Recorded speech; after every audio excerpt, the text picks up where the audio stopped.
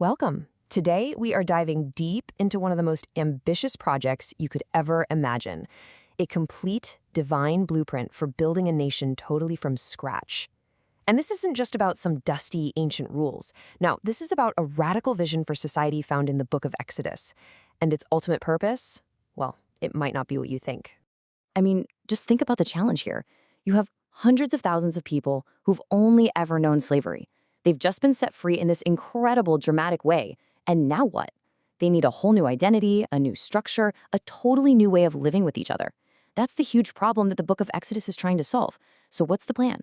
The answer comes in the form of what's called a covenant, basically a super serious binding agreement with God. But this isn't just some random list of do's and don'ts. Oh no, this is a detailed blueprint for building a completely new kind of community, one that's founded on justice and a pretty unique relationship with the divine. And this whole social blueprint, it really rests on two fundamental pillars. You can think of it like this. There's a horizontal relationship, that's how you interact with all the people around you, and a vertical relationship, that's how you relate to God. And the real genius of this whole system is how those two things are completely, totally intertwined. Okay, so let's dig into that first pillar, justice toward other people. The source material actually calls this social holiness, which is just this amazing idea that a community's spiritual health is measured directly by how committed it is to justice. So let's see what that actually looked like. Now this is where it gets really, really interesting. Look at these two commands right next to each other. At first you might think, wait a minute, don't those contradict each other? On the one hand, you have, don't show favoritism to the poor. But right beside it, don't deny them justice. You see, the point wasn't to be biased for or against anyone. The goal was something way more radical. Totally impartial, strict justice for every single person, no matter their social status. And this idea of justice, it went so far beyond just the courtroom. Look at these commands. They call for a kind of proactive kindness that is just stunning. You're literally commanded to help the animal of someone who hates you. And then there's this powerful call to empathy. Don't oppress the outsider because you, of all people, should remember exactly what that feels like. This is basically the golden rule, woven right into the fabric of the nation. So here's the crucial takeaway from all this. Your commitment to this covenant, that vertical relationship with God, it wasn't proven by your private feelings or some mystical experience. Nope. It was proven publicly and undeniably by how you treated other people. Your love for God was made real in your love for your neighbor. Simple as that. All right, so let's move on to that second pillar, the vertical relationship with God. Now, you might be expecting this part to be all about abstract rituals, but you're going to see that this blueprint makes sure that even worship has a deep, profound social purpose. Just take the Sabbath, for instance. According to this text, the reason for the day of rest isn't even primarily for you. It's so that your servants and your animals and the foreigner living in your community can be refreshed. Think about that.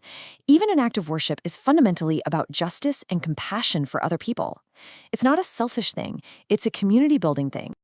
And this slide, wow, it just brilliantly lays out how radical this whole approach was. On the left, you've got typical pagan festivals, which were all about trying to manipulate mythical nature gods. But on the right, the Hebrew festivals were about remembering specific historical events where God actually showed up and acted for them. One worldview tries to control the universe, the other remembers a relationship. That is a complete paradigm shift. So, you've got the blueprint. The people have heard all the terms. Now comes the moment of commitment. And this isn't just a simple handshake or signing a document. No, this is one of the most dramatic and, well, visceral ceremonies in the entire text. The whole ritual unfolds in these 4 solemn steps. First, the people all say, yes, we'll do it. Then, Moses takes half the blood from sacrificed animals and splashes it on the altar, which symbolizes God's side of the deal. After one more we agree, he does something shocking. He throws the other half of the blood directly onto the people themselves. And in that moment, as the blood is literally on them, Moses declares, "Behold the blood of the covenant. This is it. This is the point of no return. The agreement is sealed, binding both God and the nation together in a shared life and death promise." Now, you have to understand, in the ancient world, a blood covenant was the most serious promise you could possibly make.